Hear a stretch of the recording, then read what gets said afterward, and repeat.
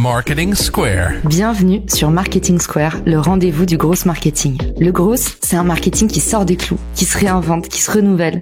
C'est aussi un mindset qui repose sur l'envie de se dépasser, de se détacher de ses opinions une bonne fois pour toutes et d'apprendre en continu. Si tu te reconnais dans cette description, que tu sois débutant ou expert, abonne-toi. Ce podcast va devenir ton meilleur allié. Ce podcast est rendu possible par Richmaker, la plateforme que j'ai lancée pour permettre enfin aux marques de monter des partenariats qui fonctionnent. Identifier un partenaire stratégique, faire le plein d'idées de partenariat et surtout performer ensemble et collectivement. Si cette vision vous parle, rendez-vous sur richmaker.com et bon épisode. Bonjour à tous et bienvenue dans ce nouvel épisode de Marketing Square. Aujourd'hui, je suis avec Nour et on va parler marketing digital, mais on va surtout parler grosse marketing. On va dérouler les 9 leviers d'acquisition grosse qu'il faut absolument utiliser en 2022. Salut Nour et bienvenue dans le podcast. Salut Caroline, salut tout le monde. Alors, certains doivent se demander, mais c'est quoi des leviers d'acquisition grosse ? L'acquisition, c'est tout simplement comment aller chercher des nouveaux clients et grosse, c'est tout simplement votre croissance. Donc aujourd'hui, avec nous, on va vous donner des petites idées pour aller chercher davantage de clients pour faire grossir votre business en 2022. Sur les 9 leviers, Nour, avec lesquels tu as envie de commencer. Mon levier préféré et le levier le plus efficace en growth et en croissance, c'est le SEO, c'est le référencement naturel, parce que le référencement naturel, il nous permet de nous positionner. Le SEO également, il nous permet de générer des leads entrants. Et donc, c'est eux qui viennent vers nous. C'est-à-dire qu'ils ont déjà une idée sur ce qu'on fait, sur notre entreprise, sur nos services et sur notre package d'offres, en fait. Exactement. Et alors, le SEO, on a souvent l'impression que c'est gratuit parce que souvent on appelle ça de l'organique, donc du non payant. Mais le SEO, donc Search Engine Optimization, il a quand même pas mal d'investissements qui sont requis parce que le contenu, ça prend du temps à produire. Mais malgré tout, comme nous rappelle Nour, aujourd'hui, c'est un des moyens les plus efficaces et rentables pour aller chercher de la croissance et des nouveaux clients. Je reviens encore une fois sur ce que tu viens de dire, Caroline, par rapport au SEO. C'est vrai que ce n'est pas gratuit, c'est organique, mais ce n'est pas gratuit. Il y a des ressources à investir, il y a des ressources humaines, donc on va certainement avoir besoin non seulement de rédacteurs, et ce qu'il faut savoir ici, c'est que le rédacteur n'est pas un référenceur, et le référenceur n'est pas un rédacteur non plus. Donc on peut avoir quelqu'un qui a des compétences en rédaction, mais il faut absolument avoir un référenceur derrière qui s'occupe du référencement technique de la chose, qu'il soit on-site ou on-page ou off-page. Donc c'est tout un savoir à part de la rédaction. Ce qu'il faut savoir, c'est que le ROI du SEO, donc le retour sur investissement, est un retour sur investissement garanti. Trop bien, c'est juste que c'est sur le long terme, donc ça il faut le savoir, c'est pas demain que vous allez devenir premier sur Google ou que vous allez atteindre la fameuse position 0. D'ailleurs on avait fait un épisode là-dessus, si ça vous intéresse je vous mets dans les ressources de l'épisode, dans la description, les épisodes qu'on avait fait sur le SEO qui avaient beaucoup plu. Le point numéro 2, il est très cher à mon cœur évidemment. La recommandation et les avis clients sont un levier très important. C'est le système de cooptation, les programmes de parrainage. C'est non seulement de demander à ses clients d'avoir des feedbacks, d'avoir des avis en ligne ou d'avoir même des interviews en vidéo, peut-être en enregistrement, en podcast. Déjà, c'est un témoignage très fort de la satisfaction de ce client-là, mais aussi de l'efficacité de vos services ou de vos produits. Clairement, et du coup, la recommandation, ça peut être mettre en place des programmes de parrainage, des referral programmes pour avoir de nouveaux clients de la part de vos clients. C'est utiliser effectivement ce pouvoir de recommandation pour faire du contenu, comme le suggère Nour.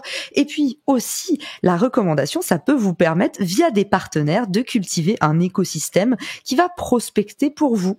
C'est par exemple, si vous êtes consultant SEO, un consultant en SIA, parce que finalement, vous avez un petit peu les mêmes clients, mais à des points du parcours qui sont pas tout à fait les mêmes. Donc ça vous permet de travailler une collaboration. Et forcément, si vous êtes recommandé par un autre prestataire avec qui la relation client se passe très bien, vous avez des grandes chances de convertir. J'avais fait un épisode avec Arnaud Gazet, le CEO de Refer, sur comment tirer parti de son réseau et networker. Je vous le mettrai également dans les ressources. Le point numéro 3, je suis pas une grande adepte, mais je sens que tu vas peut-être me faire changer d'avis. Oui, le point 3 qui est le SEA, le Search Engine Advertising, l'ensemble des publicitaires à travers les moteurs de recherche. Moi, je pense, et ça c'est à travers mon expérience des 7 dernières années, c'est un des leviers également les plus puissants dans la liste des leviers payants à côté du SEO. C'est comme si on recrutait une vingtaine de commerciaux et chaque personne qui cherchait votre produit ou un des produits que vous vendez, ce commercial, il se déplaçait, il se collait à ce prospect et lui parlait de votre produit à longueur de journée. C'est un levier de conversion qui est sûr 60 voire à 70%, parce que il suffit que la personne tape la requête de votre produit, de votre service, de votre domaine d'expertise, de votre raison d'être. Et là, c'est vos produits qui les suivent dans les publicités YouTube, dans les bannières des sites partenaires, sur les réseaux sociaux, un peu partout, jusqu'à accompagner ce prospect tout en bas du funnel de conversion, jusqu'à le convertir en client réel. Si vous avez un contenu superstar, par exemple votre dernier livre blanc, le dernier live que vous avez fait, un truc qui cartonne vraiment en non payant, poussez-le avec de l'achat média. Et ça, par contre, c'est hyper puissant parce que la publicité vous permet vraiment de passer à l'échelle. Par contre, pour tester des choses, c'est quand même, on va pas se mentir, un moyen assez coûteux. Mais ça fait partie du marketing mix, c'est un peu un passage obligé et ça vous permet aussi, pourquoi pas, de tester votre copywriting, tester vos accroches quand vous n'avez pas la chance d'avoir des gens au début pour vous épauler. Tout à fait. Et là, j'aimerais bien partager une astuce pour faire le SEO, pour tester justement le copywriting, pour tester des contenus, tester des images, des couleurs, etc. On passe par Google Ads, sur lequel normalement on devrait activer les publicités, mais en fait, il suffit pas d'activer. Même avant d'activer, vous avez des statistiques, vous avez des insights de la compétitivité de chaque mot-clé, des tendances en utilisant Google Trends, en utilisant Google Search Console pour comprendre comment cette petite cible arrive chez vous jusqu'aujourd'hui, et comme ça vous renforcez cette position en utilisant certains mots-clés, en utilisant certains copywriting, etc.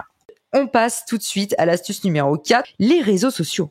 Pas mal d'entrepreneurs ou de boîtes aujourd'hui qui se limitent à créer des timelines, à partager des contenus, à mettre en avant un produit, un service, leur service client, le service après-vente, etc.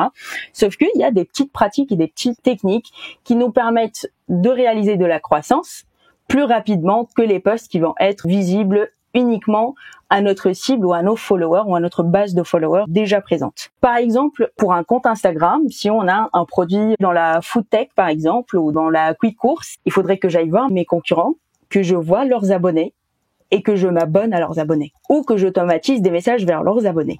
Parce que les clients de mon concurrent sont forcément des prospects pour mon business. Il faut que je m'abonne dans les groupes, il faut que la marque soit proactive. La marque ne devrait pas uniquement être présente et attendre que les clients viennent vers elle sur Facebook, sur Instagram, YouTube, qu'ils viennent commenter, qu'ils viennent envoyer des messages. Il faut que la marque soit créatrice de conversation. Et là, on va même parler du marketing conversationnel à travers les réseaux sociaux. Et aujourd'hui, on sait très bien, même dans toutes les recherches et les rapports de HubSpot ou toute autre enseigne, un client aujourd'hui n'est pas uniquement à la recherche d'un produit qui coûte moins cher ou un produit qui est accessible. Un client aujourd'hui, il est à la recherche d'une marque avec laquelle il peut créer un lien, une marque qui est à l'écoute, une marque qui est à proximité et une marque qui répond à tous ses besoins et à toutes ses demandes. Donc soyez proactive, créez vos pages social media, soyez active, partagez du contenu, mais allez voir vos cibles, allez discuter avec vos prospects. C'est clair, les réseaux sociaux, c'est vraiment l'endroit idéal. Pour aller faire un peu de veille concurrentielle, pour aller, pourquoi pas, identifier des nouveaux partenaires. Et c'est pareil. Alors, on peut aller chercher effectivement ces futurs clients chez les compétiteurs, mais on y pense moins, c'est moins requin, mais on peut aussi aller chercher ses futurs clients chez ses partenaires. Et l'idée, c'est non seulement tu peux aller regarder dans les commentaires, mais tu peux aussi faire des partenariats avec eux et comme ça, vous rayonnez ensemble et vous mutualisez. Et surtout, tu l'as très très bien rappelé, la dernière chose, c'est vos clients. Soyez proches de vos clients. En parlant d'audit et d'écouter son marché, l'astuce numéro 6, c'est les communautés et les forums. Alors, qu'est-ce qui s'y passe, Nour, et comment on les utilise intelligemment ? Pour les communautés et forums, certains diraient que c'est une vieille mode et qu'on les utilise beaucoup moins en 2022. Sauf que, en regardant les chiffres, on se rend compte que l'utilisation de forums et la gestion de communautés a explosé de plus de 17% de 2020 à 2021. Et les projections pour 2022, il y aura une utilisation plus importante de 22% pour les forums. Donc finalement, nous les jeunes qui se limitaient à Google, maintenant on attaque les forums et on voit la naissance de plusieurs forums pour tout et n'importe quoi d'ailleurs. Donc je pense que la gestion des communautés et les forums, ça fait également partie de la gestion et de l'animation d'une communauté. Il faut être également proactif, il faut chercher, trouver les forums de sa spécialité, de son domaine d'activité, de son expertise, qu'on soit une entreprise ou un auto-entrepreneur ou freelance ou autre, d'essayer de créer les topics, de partager du contenu, de se positionner en en tant qu'expert et de le faire savoir à tous ceux qui sont à la recherche de réponses. Être également proactif en activant des fois des flux RSS pour avoir des notifications, des nouveaux topics en rapport avec son domaine d'expertise, de répondre rapidement aux questions, de structurer ses réponses et ne pas hésiter à offrir des consultations gratuites, à prendre les gens en consultation par rapport à un produit, un service ou une prestation, parce que ça nous permet directement de convertir. Et moi, de ma propre expérience, je peux vous confirmer que sur les forums et les communautés, j'arrive à convertir en moyenne entre 5 et 10 clients pour une consultation marketing par mois, en rien dépensant à vrai dire, parce qu'il n'y a pas de publicité à payer sur ces forums, c'est uniquement de la veille, de la prise de contact et du traitement de problématiques de ces personnes-là. Il y en a beaucoup qui n'ont pas la chance d'arriver à ce moment-là, puisque une question que je reçois beaucoup, c'est comment je fais pour identifier une communauté dans ma niche, savoir où elle se trouve, comment est-ce qu'on fait pour chercher des communautés, puisque justement, c'est toujours un peu des astuces d'initiés. Alors la réponse est très simple, Caroline. Google est votre ami. Les réseaux sociaux également. Aujourd'hui, il y a des groupes vraiment pour tous les sujets sur les réseaux sociaux, sur les forums, les groupes Facebook, les comptes Instagram. On peut avec Explorer trouver à travers des hashtags. On peut faire des requêtes de recherche et aller jusqu'à la 10e page de Google pour trouver des forums. On peut trouver justement les communautés sur Facebook, des communautés sur LinkedIn, sur tous les canaux en fait. Il y a même des forums qu'on connaît même pas sur des plateformes limite archaïques, mais sur lesquelles on trouve des personnes qui sont en train de discuter votre domaine d'expertise, vos produits ou parlent même de vos produits. Donc c'est là où on peut retrouver sa communauté et il faut savoir que trouver une communauté toute prête, ça va pas être possible. Donc on peut trouver quelques personnes, mais en fait l'objectif c'est d'animer cette communauté, de leur trouver un espace d'échange qui soit sur le forum lui-même, les emmener sur un groupe Facebook, sur une conversation WhatsApp ou autre, et essayer d'animer cette communauté. Il faut jamais arrêter d'enrichir sa communauté. On peut commencer avec un groupe de personnes de 5 à 10 personnes, mais après, ça peut aller très très vite jusqu'à 2000, 3000 et même les 100 000 personnes. D'accord, intéressant. Donc toi, t'es vraiment sur créer sa communauté et pas forcément, dans un premier temps, commencer par en rejoindre une, parce que ça, c'est aussi des questions que les entrepreneurs se posent. Tu vois, quand tu lances, par exemple, ton produit, ton service, tu te dis, j'aimerais bien échanger avec un écosystème. Je vous donne 2 exemples. Le premier, c'est quand je suis arrivée dans mon quartier, dans le 20e arrondissement, et que j'ai cherché un électricien. En fait, je suis allée tout simplement demander à mes voisins. Et grâce à mes voisins, ils m'ont orienté vers un groupe Facebook. Je sais plus comment ça s'appelle. La troquerie de Belleville, un truc comme ça. Un taux d'engagement de malade et c'est que des habitants de Belleville. Et du coup, tout le monde s'échange les bons tuyaux et c'est un peu comme si t'avais tes meilleurs potes qui avaient genre fait toutes les erreurs à pas faire pendant 10 ans, qui connaissent le quartier comme leur poche et qui disent « Ah, mais tu veux ça? Ok, ça c'est là-bas, machin. » Deuxième cas concret, moi j'étais expat à New York et tu vois, j'ai des copains qui ont cherché à faire des sous-locs parce que Airbnb ça coûte une fortune et au final, ils ont fini par me demander « Hey, tu connaîtrais pas quelqu'un qui sous-loue ?» Et je leur conseille ce groupe Facebook et en fait, à partir du moment où ils mettent un message dans le groupe Facebook, les mecs ils ont trouvé en 2 jours. C'était pas le plus gros, c'était pas le plus visible, mais par contre, c'est là où en fait, il y a des vrais gens qui savent. Donc, moi, mon astuce que je vous donne, c'est vraiment demander à vos clients et essayez de regarder, capter une personne qui est très engagée. Peut-être que c'est un influenceur, donc quelqu'un de visible qui va avoir les bons tuyaux, ou peut-être que c'est quelqu'un avec qui juste vous avez l'occasion d'échanger, ou peut-être que c'est votre réseau existant. Mais en tout cas pour moi, pour commencer à craquer le truc des communautés et comprendre où les pénétrer si elles existent déjà, comment commencer à faire votre crew si vous voulez en lancer une tout de suite, hyper important, passez par la recommandation et faites appel à votre cercle 1. C'est rigolo parce que moi, j'ai vécu à peu près la même expérience que toi en arrivant à Paris dans le 15e et je connaissais aucun voisin, je les voyais pas et j'avais besoin à chaque fois de petites recommandations pour l'électricien, pour le plombier, pour acheter des trucs à côté. Comme je les voyais pas, on n'arrivait pas à interagir ensemble. Donc j'ai collé un petit bout de papier à la porte d'entrée avec mon numéro de téléphone en créant un groupe WhatsApp. Paris 15 avec l'adresse du bâtiment et les gens commençaient à s'inscrire dans le groupe, on commençait à échanger. Maintenant, on s'échange carrément des outils de bricolage. Comme ça, on fait tous des économies ensemble. Et il y a une communauté qui est créée, qui est là, qui échange, qui s'entraide, etc. Donc, créer sa communauté et bâtir une communauté à partir de zéro en partant du offline n'est pas une si mauvaise idée non plus. Génial. Et en plus, tu m'as servi une transition de malade vers l'astuce suivante. On va parler d'affiliation. Mais qu'est-ce que c'est que ça, l'affiliation ?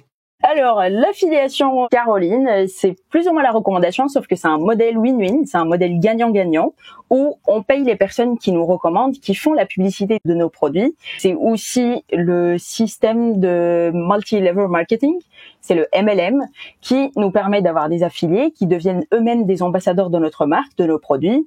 Soit ils ont des plateformes sociales, soit c'est des personnes assez influentes, je dirais pas des influenceurs, mais avec des communautés assez grandes qui font simplement la publicité de nos produits et qui nous permettent de réaliser de la croissance et de la vente. Il y a également des sites spécialisés dans l'affiliation, donc il suffit de faire une simple inscription et votre produit y part en proposition d'affiliation pour plusieurs personnes. Il y a certaines marques qui créent elles-mêmes leur programme d'affiliation, donc il suffit de préparer la plaquette en présentant la palette des produits ou services ou prestations. En mentionnant le taux de commission, on est sur 10%, sur 20%, sur 30%. Et moi, je ferai à leur place une pratique simple de faire un scrapping sur LinkedIn, donc de générer des adresses mail et de faire une grande campagne d'emailing pour essayer de convertir un maximum d'ambassadeurs.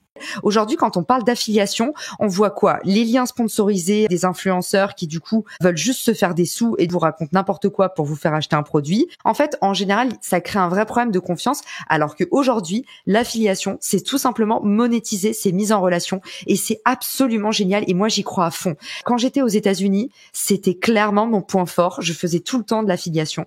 Le seul truc qui m'a toujours déplu dans l'affiliation, et c'est pour ça que j'ai lancé Richmaker, c'est qu'en fait, comment fonctionnent les plateformes d'affiliation? Tu pars du principe que tu paramètres ton niveau de commission. Donc, tu vas dire, voilà, je te file 30% sur mes ventes. Le gros problème de ça, c'est que tu peux détruire ta marque, en fait. Faut faire très attention et c'est pour ça que moi, les plateformes d'affiliation, j'ai vu tellement de dingueries passer en 4 ans à les fréquenter, à très haute échelle parce que je faisais que ça, que je crée mes propres programmes d'affiliation. Et c'est comme ça que j'ai créé Richmaker. C'est qu'en fait, je me suis dit, l'affiliation, ça a beaucoup de potentiel. Quel dommage qu'aujourd'hui, sur les plateformes, ce soit du self-service. Donc, en fait, on vient, on distribue ton lien et tu ne sais pas qui te distribue. À manipuler avec précaution. On passe à l'astuce suivante. Qu'est-ce qu'on peut dire sur l'emailing en 2022? Ou la newsletter d'ailleurs. Oui, j'avais fait un carrousel il y a pas très longtemps pour expliquer la différence entre l'emailing et les newsletters. C'est très différent, c'est pas la même chose.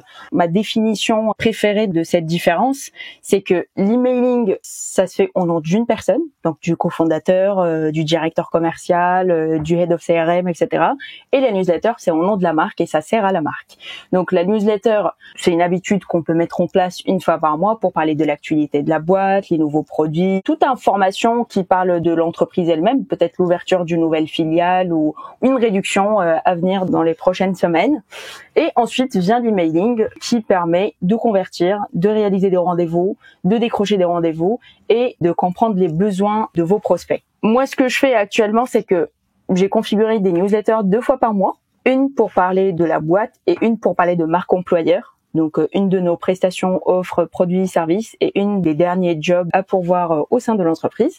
Et à côté, on a un système d'automatisation qui est très efficace. Je recommande à toute entreprise de toute taille à le faire. Il y a 3 outils qui sont extrêmement puissants. Booster qui nous permet de générer une base de contacts. Ensuite, on passe par Drop Contact pour l'enrichir, pour optimiser les adresses mail, les numéros de téléphone peut-être, etc. Et finalement par Lemlist pour configurer une automatisation de mail qui part tous les jours vers cette base de prospects. C'est une pratique qui me permet personnellement de décrocher pas mal de rendez-vous. En plus, il y a toute une automatisation pour les 3 outils ensemble. Donc, pas besoin d'aller voir chaque outil séparément tous les jours. Vous configurez votre automatisation, vous configurez la cadence, la fréquence, combien d'adresses mail, combien de personnes, combien de fois par jour. Et c'est parti, c'est comme si vous aviez un commercial full-time. Et en plus, c'est 3 boîtes que j'adore et que je connais bien. Donc, je suis hyper contente qu'on les cite dans le podcast. C'est pas de la pub, c'est cadeau pour les potes. Je vous mettrai dans les ressources de l'épisode, on a fait plein de contenus hyper cool sur la newsletter, notamment avec la papesse de la newsletter, Nina Ramen. Et on a parlé de prospection email avec Fabien Ferreira, qui est aussi un crack du domaine. En tout cas, Nour, tu m'as très très bien résumé en très très peu de mots la différence entre email, newsletter et comment les utiliser. Donc franchement, chapeau bas. On va passer à l'avant-dernière astuce. C'est encore une astuce un peu SEO. On sent que t'adores le SEO, parce que tu nous en mets un peu à toutes les sauces. Je pense qu'on va parler de l'astuce du blog. Là, tu vas peut-être me poser la question et pourquoi j'ai séparé le blog et le SEO, parce que pour certains gros, c'est à peu près la même chose, sauf que je sépare ces deux-là parce que le SEO, pour moi, c'est du 100% travail vers les robots qui vont nous indexer et qui vont nous permettre d'apparaître dans les premiers résultats ou dans les premières pages. Et le blog, en fait, c'est un double travail. Il y a une partie technique de rédaction, de mise en forme qui est destinée aux robots, mais à 50%, c'est du contenu qui est destiné à un être humain. Et donc là, il faut pas uniquement réfléchir au SEO, positionnement, première page, ranking, mots-clés. Non. Ici, il faut penser à un être humain qui va lire mon article, qui va comprendre ce que moi je fais, qui va comprendre la composition de mon produit, pourquoi choisir ma marque et pas l'autre. Et là, c'est plus du storytelling, c'est plus de l'intelligence émotionnelle, plus que du SEO technique. Et c'est pour ça qu'il faut absolument penser au blog, penser aux rubriques de son blog et se mettre en fait dans la peau d'un prospect ou d'un client, de définir les objections qu'il peut avoir en tête pour ne pas franchir le dernier pas de conversion et de mettre en avant des contenus qui vont me permettre de me positionner en tant qu'expert et de pouvoir convertir ces prospects en clients. T'as une capacité de synthèse qui me met par terre. N'hésitez pas à nous dire ce que vous en pensez, vous qui écoutez le podcast, mais je trouve que franchement, t'arrives à donner une densité d'informations avec vraiment les mots justes. Et puis on est déjà à la dernière astuce, et moi je t'avoue, c'est un petit peu ma préférée, parce que je trouve qu'elle sort clairement des sentiers battus. Je pense que c'est un des leviers les plus oubliés. On n'y pense pas forcément, on le considère pas comme un levier important, sauf que les chiffres le disent et le montrent, c'est un levier très important, les annuaires en ligne. Et pourquoi il faut pas se passer des annuaires en ligne? Parce que non seulement il y a un avantage et des bénéfices SEO à travers les annuaires en ligne, mais ce qu'il faut savoir, c'est que ces annuaires en ligne font elles-mêmes des efforts SEO en non-stop. Donc, elles travaillent sur le référencement, le positionnement de leur site web, d'apparaître dans les premières pages. Et même Google aime bien les annuaires, donc il leur permet d'être en première position. Sinon, on y est avec la bonne description, les bons mots-clés, la liste de nos services ou de nos produits. Ça va nous permettre de générer un trafic important vers notre site web. Et en plus, c'est toujours des leads qualifiés qui sont à la recherche d'un de nos produits, de nos services ou de notre domaine d'activité. De l'autre côté, il faut pas oublier le référencement social, où si vous avez une boutique, si votre bureau il est ouvert au grand public, dès qu'on fait une recherche, les réponses qu'on a en premier, c'est le Google Maps qui nous permet de détecter où est le bureau, ce que fait le bureau, avec les bons mots-clés selon la requête de la personne. Donc n'hésitez pas à vous inscrire dans les annuaires en ligne, le Google Maps, les pages jaunes, etc. Et troisième avantage de ces annuaires, ça nous fait du backlinking. Donc on peut se permettre d'ajouter notre lien de site web qui va nous permettre d'optimiser notre score et notre ranking sur Google et optimiser naturellement notre position avec du trafic et avec de la conversion.